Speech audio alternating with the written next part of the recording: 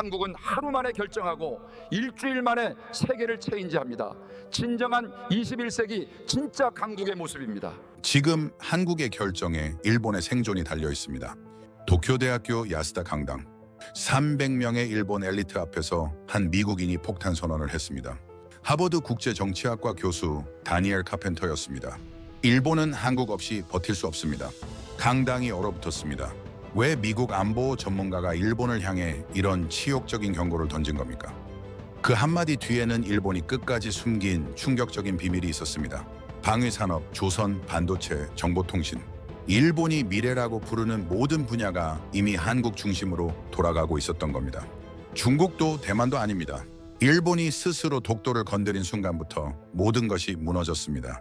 그리고 일본은 믿기 힘든 요청까지 꺼냈습니다. 한국 해군에게 공동훈련을 재개해달라고 말입니다. 그날 강당에서 터진 폭로의 모든 진실이 밝혀졌습니다.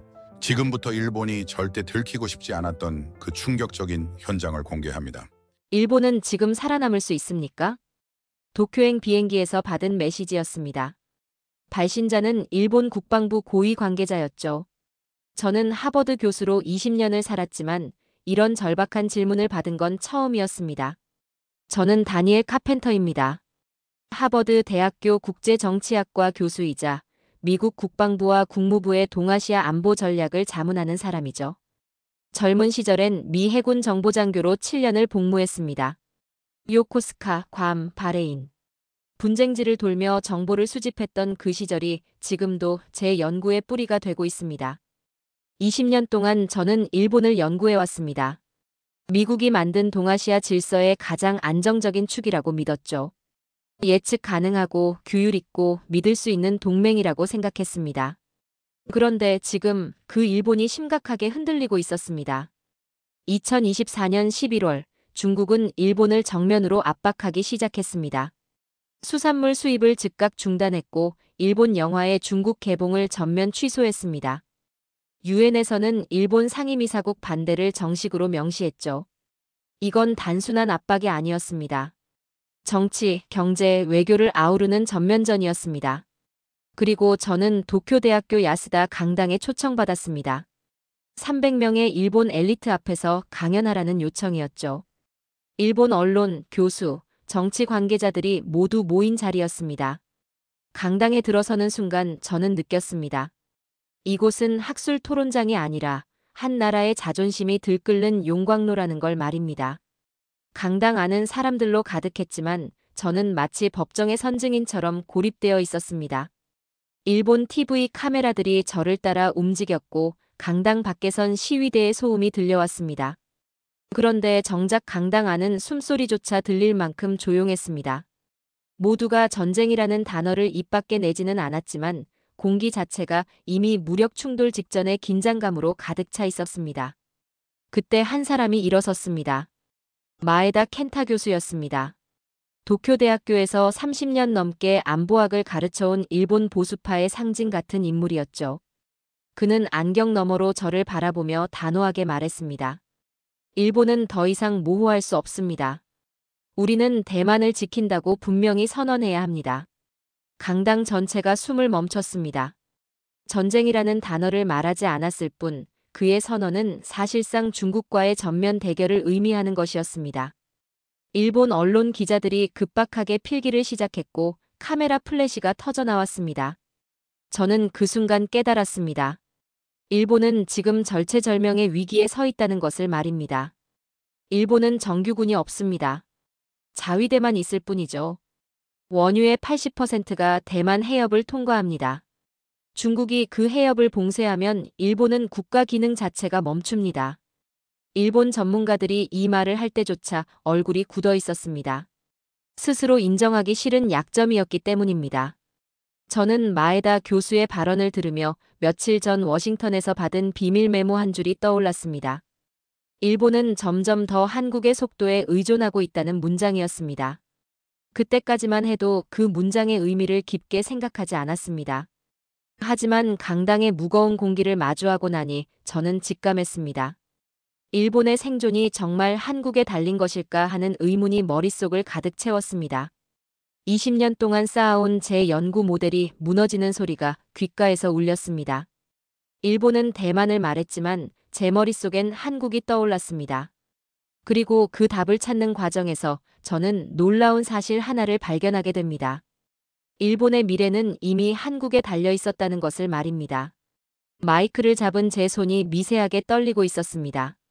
저는 심호흡을 한 번 하고 천천히 입을 열었습니다. 말을 명확히 한다는 것. 그 말을 감당할 수 있습니까? 순간 강당의 온도가 떨어지는 게 느껴졌습니다. 300명의 시선이 일제히 저에게 쏠렸습니다. 모두가 같은 생각을 하고 있었습니다. 이 미국인이 지금 일본을 시험하고 있다는 걸 말입니다. 마에다 교수의 얼굴이 굳어졌습니다. 그는 제 질문에 답하지 않았습니다. 대신 더욱 단호한 목소리로 일본의 입장을 되풀이했습니다. 일본은 아시아의 리더였습니다. 우리는 100년 전 세계 5대 강국이었습니다. 그 자존심을 잃을 수 없습니다. 저는 속으로 한숨을 쉬었습니다. 과거를 말하면 현재는 더 초라해진다는 걸 그는 모르고 있었습니다. 저는 노트북을 열어 준비해온 자료를 스크린에 띄웠습니다. 교수님, 지금 중국이 일본에 가하고 있는 압박 패턴을 한번 보시겠습니까? 스크린에는 중국의 대일 압박 리스트가 하나씩 떠올랐습니다. 중국 관영 매체가 일본을 전범국으로 재지정했고 일본산 수산물 수입을 즉각 중단했습니다. 일본 영화의 중국 개봉을 전면 취소했고 유엔에서 일본 상임이사국 반대를 정식으로 명시했습니다. 이건 단순한 경제 보복이 아니었습니다. 정치, 경제, 외교, 문화를 총동원한 전면전이었습니다. 강당 안에 일본 전문가들 얼굴이 점점 어두워졌습니다. 그들도 알고 있었습니다. 이 압박이 얼마나 치명적인지를 말입니다. 저는 잠시 말을 멈추고 청중들의 반응을 살폈습니다. 그리고 다음 슬라이드로 넘어갔습니다. 그런데 흥미로운 점이 있습니다. 이 패턴이 처음이 아니라는 겁니다. 스크린에 2017년이라는 숫자가 떠올랐습니다. 그리고 그 옆에 한국이라는 글자가 나타났습니다. 강당 안에서 낮은 웅성거림이 들려왔습니다. 2017년 중국은 한국에 똑같은 방식으로 보복했습니다. 사드 배치를 이유로 말입니다. 관광을 막았고 한국 기업의 중국 영업을 중단시켰습니다. 한국 문화 콘텐츠를 전면 차단했고 경제 전반에 걸쳐 압박을 가했습니다. 당시 한국 경제가 무너질 거라고 모두가 예측했습니다. 저는 잠시 말을 멈추고 청중들을 둘러봤습니다. 일본 전문가들은 여전히 한국을 과소평가하는 표정이었습니다. 몇몇은 비웃는 듯한 미소까지 짓고 있었습니다. 하지만 제가 준비한 다음 자료를 보면 그 표정이 어떻게 변할지 저는 알고 있었습니다. 그런데 결과는 어땠을까요? 한국은 버텼습니다. 단순히 버틴 게 아니라 구조를 완전히 바꿔버렸습니다. 스크린에 한국의 대응 전략이 나타났습니다. 한국은 중국 의존도를 급격히 낮췄고 동남아시아와 유럽 시장을 새롭게 개척했습니다. 관광 산업 구조를 재편했고 내수 시장을 강화했습니다. 그리고 2년도 안 돼서 중국이 먼저 손을 내밀었습니다. 제 머릿속이 완전히 새하얘지는 순간이었습니다. 자료를 준비하며 이미 알고 있던 내용이었지만 강당에서 직접 발표하니 그 의미가 완전히 다르게 다가왔습니다. 제가 알고 있던 동아시아 지형이 흔들리고 있었습니다. 중국은 한국을 과소평가했다가 실패했습니다. 그리고 중국은 교훈을 얻었습니다. 한국을 정면으로 치는 건 손해라는 걸 말입니다. 강당 안의 분위기가 미묘하게 변했습니다. 일본 전문가들은 더 이상 비웃지 않았습니다. 대신 불편한 표정으로 서로를 쳐다보기 시작했습니다. 저는 천천히 말을 이어갔습니다. 그렇다면 지금 중국이 일본에 사용하는 방식은 무엇일까요? 2017년 한국에 썼던 방식과 정확히 똑같습니다. 관광, 수입, 문화, 경제 압박. 카드가 하나도 다르지 않습니다. 제 목소리가 강당 전체에 울려 퍼졌습니다. 중국은 일본을 실험하는 게 아닙니다. 한국에서 실패한 방식을 일본에게 재사용하고 있는 겁니다. 왜일까요? 중국은 이미 알고 있기 때문입니다. 일본이 한국처럼 버티지 못할 거라는 걸 말입니다. 마에다 교수의 얼굴이 창백해졌습니다. 강당 앞줄에 앉은 일본 관료들의 표정도 굳어갔습니다. 저는 그 순간 처음으로 한국을 하나의 전략 모델로 보기 시작했습니다. 일본은 과거를 말하고 있었지만 데이터는 한국을 말하고 있었습니다. 제 손끝에서 펜이 떨어졌습니다. 20년 동안 쌓아온 일본 중심 사고에 최초의 균열이 생기는 순간이었습니다. 저는 노트북 화면을 바라보며 속으로 중얼거렸습니다. 한국은 구조를 바꿨고 버텼다. 그렇다면 일본은 어떻게 할 것인가? 강당은 여전히 조용했지만 그 침묵의 의미가 달라졌습니다.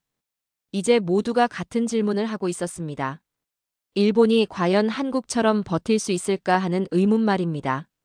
저는 다음 슬라이드를 넘기며 심호흡을 했습니다. 이제부터가 진짜 핵심이었습니다. 일본이 듣고 싶어 하지 않는 진실을 드러내야 하는 순간이었습니다. 여러분, 최근 다카이치 총리가 발표한 일본의 미래 성장 전략을 보셨을 겁니다. 스크린에 일본 정부의 공식 자료가 떠올랐습니다. 방위산업, 조선, 반도체, 정보통신. 일본이 미래의 4대 축이라고 호명한 분야들이었습니다. 강당 안에 일본 전문가들이 고개를 끄덕였습니다. 그들은 이 전략에 자부심을 느끼고 있었습니다. 저도 처음 이 자료를 봤을 때는 긍정적으로 생각했습니다. 이제 일본도 정말 다시 일어설 수 있겠군 하고 말입니다. 하지만 제가 실제 생산 기지와 기술 흐름을 추적하기 시작하면서 완전히 다른 그림이 보이기 시작했습니다.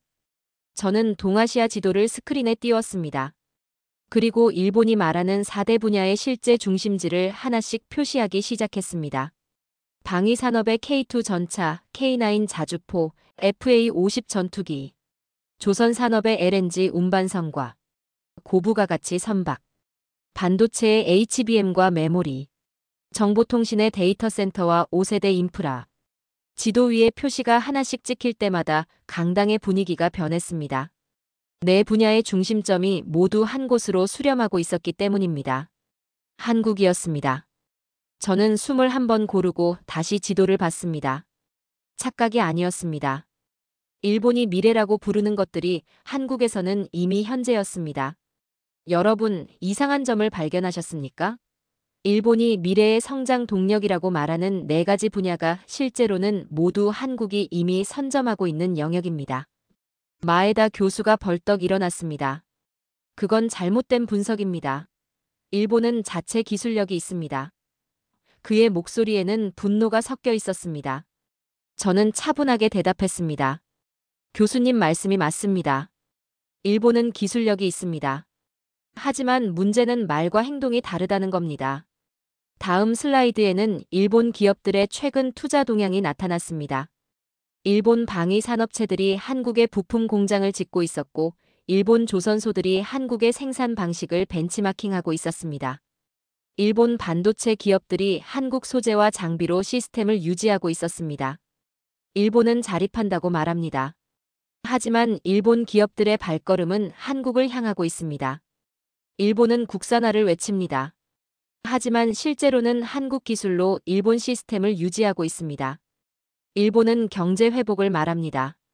하지만 성장 모델은 한국 사례를 참고하고 있습니다. 강당 안의 공기가 무거워졌습니다. 일본 관료들의 입술이 굳어갔고 마에다 교수의 손끝이 미세하게 떨렸습니다. 카메라 셔터 소리만 적막하게 울렸습니다. 저는 말을 이어갔습니다. 더 흥미로운 건 방위 산업입니다. 일본은 한국산 완제품 무기를 절대 사지 않습니다. 체면 때문입니다. 하지만 화약은 어떻습니까? 부품은 어떻습니까? 정비 기술은 어떻습니까? 스크린에 새로운 자료가 떠올랐습니다. 일본 방위 산업에 숨겨진 공급망이었습니다. 화약과 탄약 생산 라인에서 한국 기술이 사용되고 있었고, AI와 무인 체계 개발에서 한국과의 협력이 진행되고 있었습니다. 미국 해군 정비는 어떻습니까? 한때 일본 요코스카가 독점하던 시장이었습니다. 하지만 지금은 한국 조선소로 대거 이동했습니다. 일본 방산업계는 한국 조선소의 운영 방식을 배우러 다니고 있습니다. 저는 잠시 말을 멈추고 강당을 둘러봤습니다. 일본 전문가들의 얼굴에서 자신감이 사라지고 있었습니다. 그들도 알고 있었습니다. 제가 말하는 게 사실이라는 걸 말입니다. 말은 일본이 합니다. 하지만 성과는 한국이 내고 있습니다. 이게 제가 데이터에서 본 현실입니다. 저는 마지막 슬라이드를 띄웠습니다. 한국 산업단지의 항공 사진이었습니다. 거대한 조선소와 방산 공장들이 압도적인 규모로 펼쳐져 있었습니다. 그 모습은 일본이 꿈꾸는 미래가 아니라 한국이 이미 만들어 놓은 현재였습니다. 교수님, 여러분. 저는 20년 동안 일본을 연구했습니다. 일본 중심으로 동아시아를 봤습니다. 하지만 이 자료들을 보면서 깨달았습니다. 제 목소리가 떨렸습니다. 이건 단순한 발표가 아니었습니다.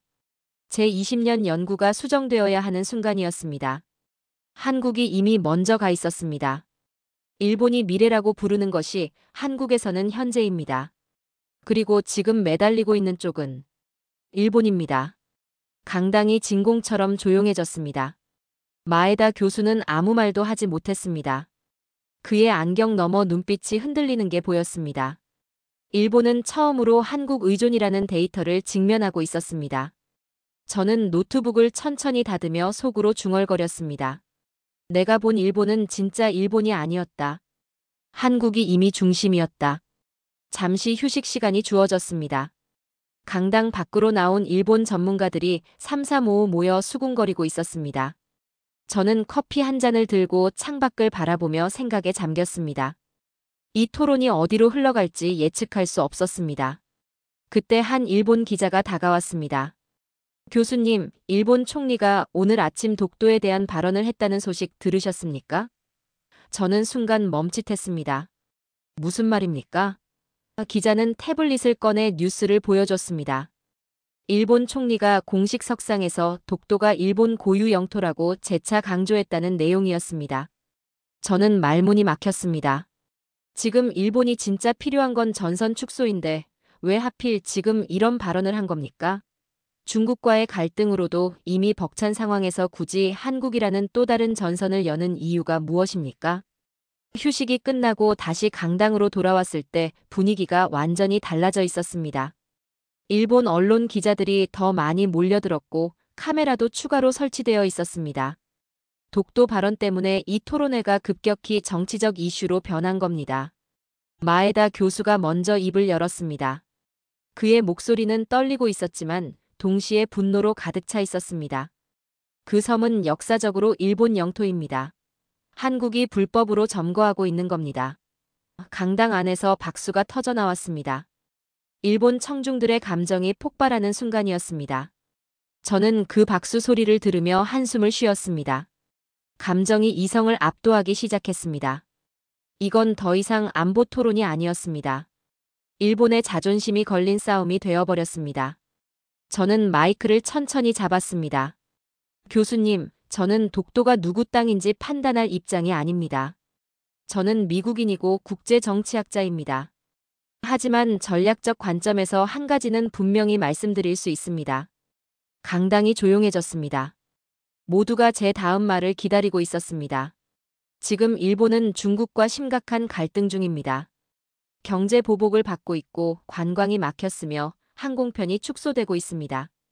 이미 일본은 흔들리고 있습니다. 그런데 왜 스스로 한국이라는 또 다른 전선을 여십니까?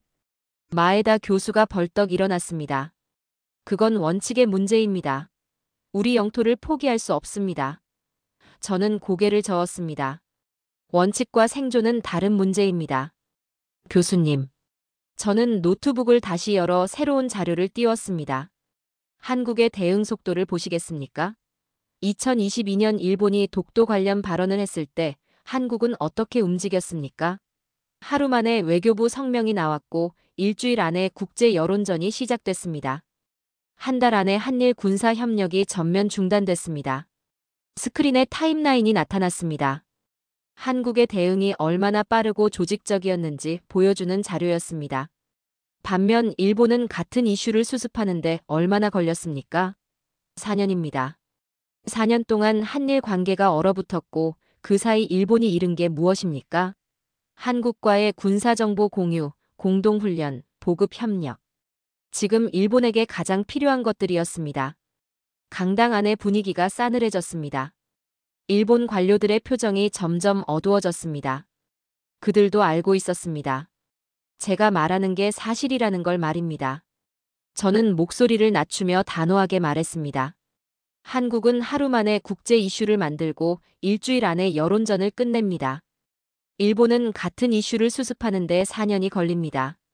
이게 속도의 차이입니다. 그리고 지금 동아시아에서 속도는 곧 생존입니다. 마에다 교수의 이마에 땀이 맺혔습니다. 그는 반박하고 싶었지만 말이 나오지 않았습니다. 데이터가 그의 감정을 압도하고 있었습니다. 저는 마지막 일침을 날렸습니다.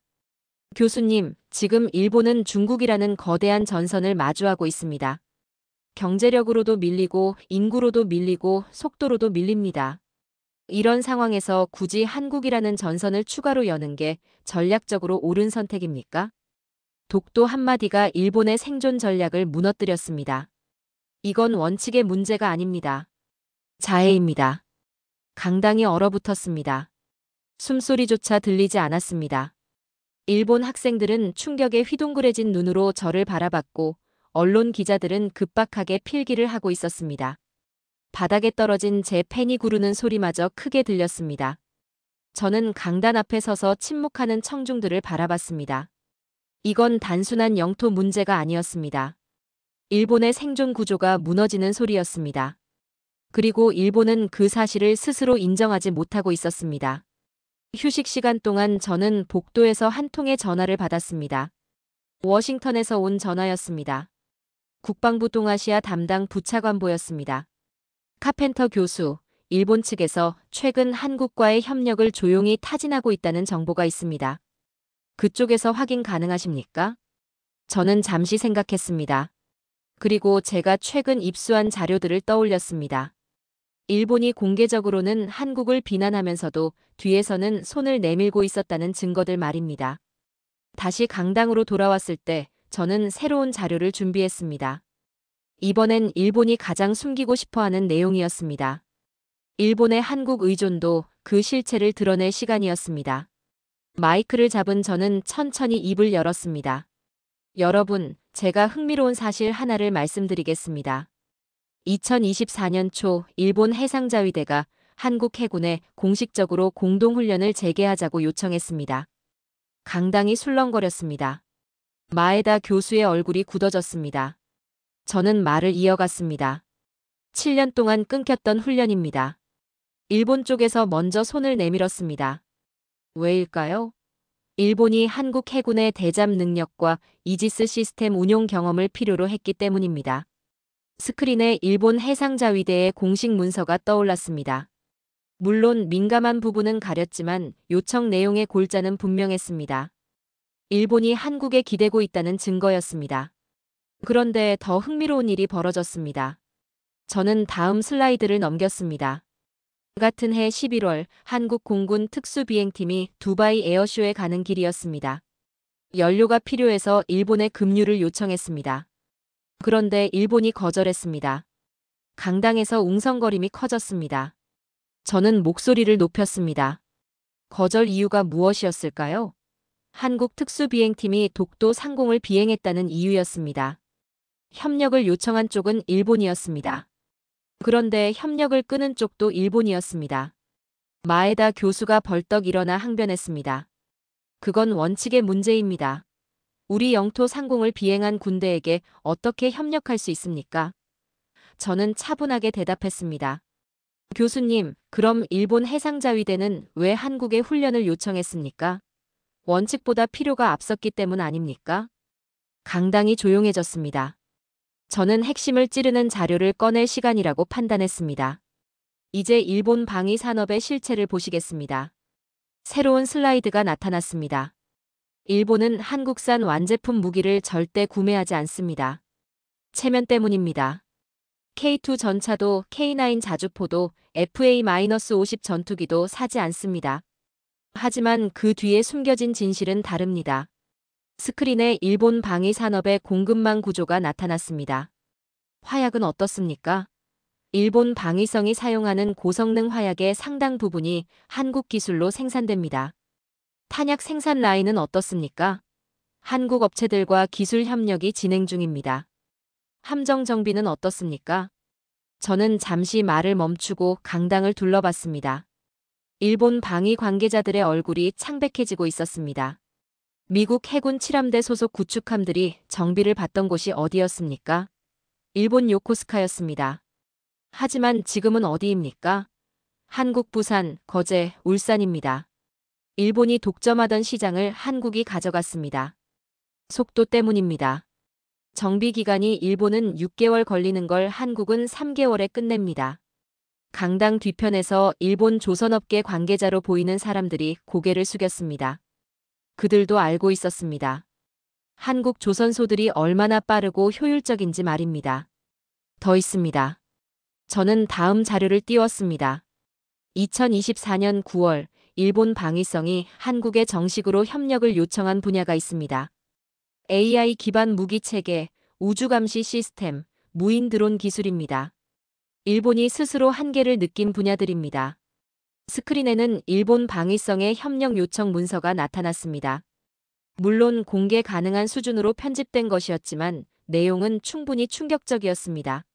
일본은 한국제 K2 전차는 사지 않습니다. 하지만 그 K2에 들어가는 AI 표적 추적 시스템은 원합니다. 일본은 한국제 구축함은 만들지 않습니다. 하지만 한국 조선소의 디지털 생산 시스템은 배우고 싶어 합니다. 일본은 한국 전투기를 도입하지 않습니다. 하지만 한국이 개발한 능동형 전자주사 레이더 기술은 연구하고 있습니다. 저는 목소리를 낮추며 강당 전체를 천천히 둘러봤습니다. 이게 무엇을 의미합니까? 일본은 겉으로는 자립을 말하지만 실제로는 한국에 깊이 의존하고 있다는 겁니다. 체면 때문에 완제품은 안 사지만 핵심 기술과 부품은 한국 없이 유지가 안 되는 구조입니다. 마에다 교수의 손이 떨리고 있었습니다. 그는 더 이상 반박하지 않았습니다. 반박할 근거가 없었기 때문입니다. 저는 마지막 한마디를 던졌습니다. 교수님, 여러분. 지금 매달리는 건 한국이 아닙니다. 일본입니다. 일본이 한국을 필요로 하고 있습니다. 하지만 자존심 때문에 인정하지 못하고 있을 뿐입니다. 강당이 진공처럼 조용해졌습니다. 심장 박동 소리마저 들리는 것 같았습니다. 일본은 한국을 무시했지만 데이터는 정반대를 말하고 있었습니다. 그들의 자존심 뒤에는 한국을 향한 조용한 의존이 숨어 있었습니다. 저는 노트북을 닫으며 속으로 중얼거렸습니다. 나는 더 이상 숨길 수 없는 진실을 드러냈다. 강당 모니터에는 한국 조선소의 거대한 항공 사진이 여전히 떠 있었습니다. 잠시 정적이 흘렀습니다. 그 정적을 깬 건 마에다 교수였습니다. 그는 떨리는 목소리로 하지만 최대한 힘을 실어 말했습니다. 교수님, 그렇다면 묻겠습니다. 누가 매일 중국과 충돌합니까? 일본입니다. 센카쿠 열도에서 중국 해경선과 마주하는 건 일본 해상보안청입니다. 한국은 그 라인 바깥에 있지 않습니까? 강당에서 박수가 터져나왔습니다. 일본 청중들이 마에다 교수의 말에 공감하고 있었습니다. 그들의 눈빛에는 우리가 최전선이다라는 자부심이 가득했습니다. 일본이 마지막으로 지키려는 자존심이었습니다. 한국은 우리보다 아래라는 믿음 말입니다. 저는 천천히 마이크를 들었습니다. 이제 제가 가장 하기 싫었던 말을 해야 할 시간이었습니다. 워싱턴에서 들은 이야기, 미국의 본심을 드러내야 하는 순간이었습니다. 교수님 말씀이 맞습니다. 일본은 중국과 매일 충돌하고 있습니다. 그리고 그 부담이 얼마나 큰지 저도 압니다. 저는 잠시 숨을 고르고 말을 이었습니다. 하지만 교수님, 일본은 한국을 배제할 수 없습니다. 왜냐하면 일본은 지금 한국 군사력에 기대고 있으니까요. 강당의 공기가 차갑게 식었습니다. 저는 새로운 슬라이드를 띄웠습니다. 한국 해군의 이지스 구축함은 몇 척입니까? 6척입니다. 일본은 8척이죠. 숫자로는 일본이 앞섭니다. 하지만 운용 시간은 어떻습니까? 한국 이지스함은 연간 평균 270일 작전 가능합니다. 일본은 180일입니다. 실질 전력은 한국이 앞서고 있습니다. 일본 해상자위대 출신으로 보이는 청중 몇 명의 표정이 어두워졌습니다. 저는 계속 말을 이었습니다. 잠수함은 어떻습니까? 일본은 22척의 재래식 잠수함을 보유하고 있습니다. 세계 최고 수준입니다. 하지만 한국의 도산 안창호급 잠수함을 보십시오. 수직 발사관에서 탄도미사일을 쏠 수 있습니다. 일본 잠수함은 그게 안 됩니다. 평화헌법 때문입니다. 마에다 교수가 입을 열려다 다물었습니다. 제가 말한 게 사실이었기 때문입니다. 저는 목소리를 더 낮추며 핵심을 찔렀습니다. 교수님, 미국이 북한 미사일 발사 정보를 가장 먼저 공유하는 나라가 어디인지 아십니까? 강당이 조용해졌습니다. 한국입니다. 일본은 그로부터 30분 뒤입니다. 이 말에 강당 전체가 술렁거렸습니다. 일본 관료들이 서로 눈빛을 교환했습니다. 이건 그들의 자존심을 정면으로 건드리는 이야기였습니다. 왜 그렇습니까? 속도 때문입니다. 한국은 정보를 받으면 즉각 결정하고 즉각 움직입니다. 일본은 보고 체계를 거치고 회의를 하고 승인을 받습니다. 그 사이 30분이 흐릅니다. 위기 상황에서 30분은 생과 사의 차이입니다. 저는 잠시 말을 멈췄습니다. 이제 정말 하고 싶지 않았던 말을 해야 했습니다. 하지만 이건 일본이 들어야 하는 진실이었습니다. 여러분, 저는 최근 워싱턴에서 국무부 고위 관계자와 대화를 나눴습니다. 그분이 제게 이렇게 말했습니다. 저는 천천히 또박또박 말했습니다. 일본은 예측 가능하지만 느립니다. 한국은 빠르고 믿을 수 있습니다. 강당이 얼어붙었습니다. 일본 청중들의 얼굴이 창백해졌습니다. 이건 단순한 평가가 아니었습니다. 미국이 누구를 더 신뢰하는지를 보여주는 명확한 신호였습니다. 저는 더 깊은 칼을 꺼냈습니다. 트럼프 대통령 이야기를 하겠습니다. 강당의 산소가 사라지는 느낌이었습니다. 트럼프 대통령은 일본의 최근 행보를 매우 좋지 않게 보고 있습니다. 마에다 교수의 안경 너머로 당황한 눈빛이 보였습니다. 저는 말을 이었습니다. 독도 발언, 중국과의 불필요한 갈등 확대, 한국과의 관계 악화. 트럼프 행정부는 이런 일본의 움직임이 동아시아 동맹 체계를 약화시킨다고 봅니다. 저는 목소리를 더욱 낮추며 결정타를 날렸습니다. 트럼프 대통령은 이렇게 말했습니다. 일본이 계속 분쟁을 만들면 한국의 시선이 흔들린다. 돈을 더 낼 생각이 없다면 일본은 조용히 빠져주길 바란다. 강당이 충격에 휩싸였습니다. 일본 언론 기자들이 미친 듯이 필기를 했고 카메라 플래시가 난사됐습니다. 마에다 교수는 입을 벌린 채 굳어버렸습니다. 저는 마지막 말을 덧붙였습니다. 이건 위협이 아닙니다. 경고입니다. 미국은 일본이 아시아의 리더였던 과거를 기억합니다. 하지만 지금 미국이 필요로 하는 건 과거의 영광이 아니라 현재의 실행력입니다. 그리고 그 실행력은 지금 한국이 보여주고 있습니다. 강당 벽에 작은 탄식 소리가 울렸습니다. 일본 노교수 한 분이 주먹을 쥐고 고개를 떨구는 모습이 보였습니다.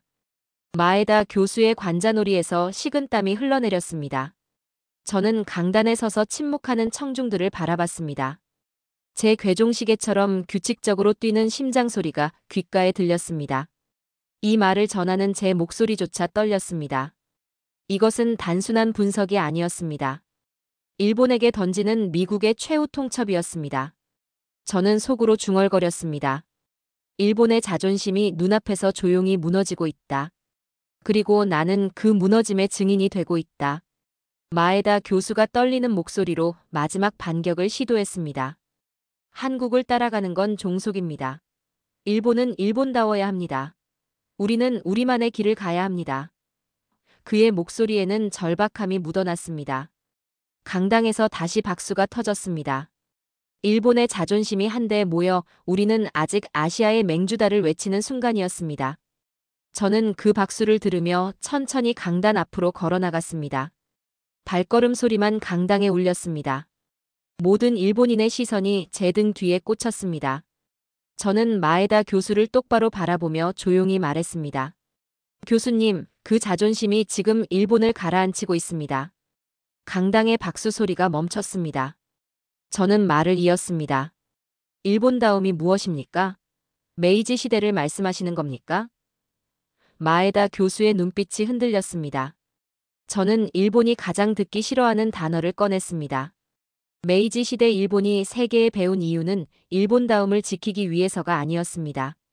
살아남기 위해서였습니다. 강당의 숨이 멎었습니다. 일본의 금기어에 가까운 서양에 고개 숙였던 과거를 제가 직접 소환한 겁니다. 일본 청중들의 얼굴이 굳어졌습니다. 저는 칼을 더 깊이 찔러 넣었습니다. 그때 일본은 고개를 숙였습니다.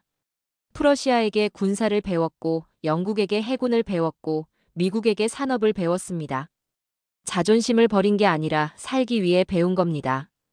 그게 진짜 메이지 정신이었습니다. 마에다 교수가 입을 열려다 멈췄습니다. 제 말이 역사적 사실이었기 때문입니다. 지금 교수님이 말하는 일본다움이라는 고집은 메이지 일본이 버렸던 낡은 가치입니다. 진짜 일본다움은 배울 자에게 배우는 용기였습니다. 그 용기를 잃어버린 지금의 일본이야말로 일본답지 않은 겁니다. 강당 안에서 술렁임이 폭발했습니다. 어떤 이는 얼굴이 붉어졌고 어떤 이는 고개를 숙였습니다. 어떤 이들은 이해하지 못한다는 듯 멍하니 앉아 있었습니다. 모든 시선이 제 입술만 쫓고 있었습니다. 저는 결정적인 한마디를 던졌습니다. 지금 일본에게 필요한 건 과거의 자존심이 아니라 한국에게서 배울 용기입니다. 마에다 교수의 눈이 흔들렸습니다. 이건 공격이 아니었습니다. 일본이 잃어버린 원래의 일본 정신을 돌려주는 일침이었습니다. 저는 마지막 선언을 했습니다. 교수님 여러분, 한국은 일본의 뒤가 아니라 이미 앞에 있습니다. 이건 국뽕이 아니라 데이터입니다. 방위산업, 조선, 반도체, 정보통신. 일본이 미래라고 부르는 모든 분야에서 한국은 이미 현재를 만들어냈습니다. 강당 전체가 숨을 멈췄습니다. 저는 압도적인 진실을 던졌습니다. 지금 동아시아의 기준은 일본이 아니라 한국입니다. 일본이 한국을 보고 전략을 짜고, 일본이 한국 속도를 보고 고민하고, 일본이 한국 기술을 보고 배우려 합니다. 이게 현실입니다. 마에다 교수는 고개를 들지 못했습니다. 그의 침묵은 패배가 아니라 부정할 수 없는 현실 앞에서의 각성이었습니다. 강당 바닥을 울리는 미세한 떨림이 느껴졌습니다. 저는 강단에 서서 조용히 말했습니다. 메이지 유신 때 일본은 배울 용기가 있었습니다. 그래서 아시아 최강국이 됐습니다. 지금 그 용기가 사라진 사이 한국이 그 역할을 이어받았습니다. 이게 제가 데이터에서 본 진실입니다. 박수 소리가 멈춘 강당에는 무거운 침묵만 흘렀습니다. 청중 중 한 노교수가 주먹을 쥔 채 눈물을 글썽이는 모습이 보였습니다. 제 심장 박동과 일치하는 긴장감이 온몸을 휘감았습니다. 저는 속으로 중얼거렸습니다. 이제 일본은 선택해야 한다. 과거의 환상을 붙잡을 것인가, 현실을 직면할 것인가. 저는 노트북을 천천히 닫으며 마지막 말을 준비했습니다. 이제 일본에게 남은 길을 보여줄 시간이었습니다. 저는 세 손가락을 펼쳐 천천히 말했습니다. 여러분, 일본 앞에는 세 가지 길이 있습니다. 강당이 조용해졌습니다. 모두가 제 다음 말을 기다리고 있었습니다. 첫 번째 길. 명예로운 고립입니다. 저는 첫 번째 손가락을 접었습니다. 독도, 대만, 중국. 모든 전선을 유지하십시오. 자존심은 지킬 수 있을 겁니다. 하지만 그 길의 끝에서 일본은 더 이상 강국이 아닐 것입니다. 경제는 무너지고 안보는 고립되고 동맹은 지칠 겁니다. 일본 청중들의 얼굴이 어두워졌습니다. 저는 두 번째 손가락을 접었습니다. 두 번째 길. 중국으로의 투항입니다. 미국과의 갈등을 피하기 위해 중국 쪽으로 기울 수 있습니다. 하지만 중국이 일본을 파트너로 보는지 먹잇감으로 보는지 생각해 보십시오. 센카쿠 열도를 둘러싼 갈등을 중국이 포기할 것 같습니까? 일본은 중국에게 영원한 전범국일 뿐입니다. 마에다 교수의 입술이 파르르 떨렸습니다. 강당 안의 공기가 무거워졌습니다. 저는 마지막 손가락을 펼쳐 보이며 말했습니다. 세 번째 길. 현실적 연대입니다. 한국을 인정하고 새로운 동맹 체계를 구성하는 겁니다. 한국의 속도와 일본의 자본 및 기초기술을 결합하십시오. 한국의 실행력과 일본의 외교 경험을 합치십시오. 미국도 이 조합을 가장 선호합니다. 저는 목소리를 낮추며 단호하게 말했습니다. 이것이 유일한 생존의 길입니다. 마에다 교수가 힘겹게 입을 열었습니다. 그건 연대가 아니라 종속입니다. 그의 목소리는 더 이상 힘이 없었습니다. 저는 조용히 고개를 저었습니다. 종속이 아니라 선택입니다. 교수님. 그리고 선택하지 않으면 시간이 당신들을 버릴 것입니다. 저는 마지막 비교를 제시했습니다. 한국은 하루 만에 대응하고 일주일 안에 정리합니다. 일본은 같은 문제에 3년에서 4년이 걸립니다. 동아시아 질서는 속도가 지배합니다. 느린 자는 도태됩니다. 강당 앞줄 일본 전문가들의 얼굴이 점점 창백해졌습니다. 그들도 알고 있었습니다. 제가 말하는 게 냉혹한 현실이라는 것을 말입니다. 저는 목소리를 더욱 낮추며 핵심을 찔렀습니다. 한국을 자극하면 한국은 냉정하게 계산합니다. 그리고 그 계산은 지금 일본을 향하고 있지 않습니다. 한국은 이미 미국, 유럽, 중동, 동남아시아로 시선을 돌렸습니다. 일본이 그동안 하위 파트너라고 여겼던 한국이 실제로는 일본에게 필요한 상위 파트너였습니다. 마에다 교수는 고개를 들지 못했습니다. 그의 손이 떨리고 있었습니다. 저는 마지막 경고를 던졌습니다. 과거의 영광을 지키기 위해 오늘을 버리지 마십시오. 제 목소리가 강당 전체에 울려 퍼졌습니다. 일본이 살 수 있는 골든타임은 지금 이 순간에도 흘러가고 있습니다.